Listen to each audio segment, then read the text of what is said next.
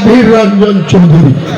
মুসলমানরা যখন 72% যোগীপুর লোকসভায় মুসলমান ভোট, যখন প্রণব মুখার্জিকে ভোট দিয়ে নির্বাচিত সাংসদ করে, সেই মুর্শিদাবাদের মুসলমানরা তখন সাম্প্রদায়িক হয় না, তারা গদ্দার হয় না।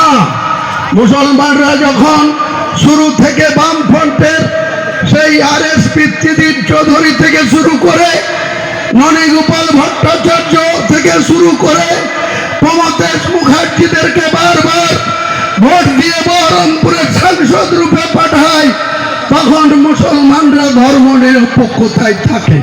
কিন্তু যখনই অধীর চৌধুরীর বিরুদ্ধে ভোট দিয়ে ইউসুফ পাঠানকে ভোট দেয়, এই ইউসুফ পাঠানকে ভোট দিয়ে জিতানোর জন্য মমতা বন্দ্যোপাধ্যায় আমাকে নির্দেশ দিয়েছিল।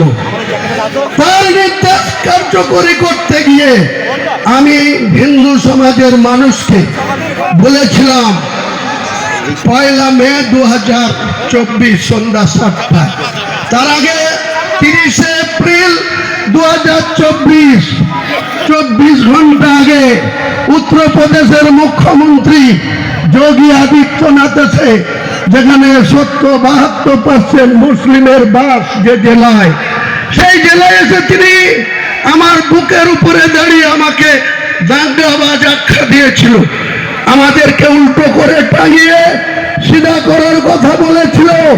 তার প্রতিবাদ করে তৃণমূলের এইসব জেলার MLA নেতা, অনেক বড় বড় এখন কোঅর্ডিনেটর হয়েছে, তারা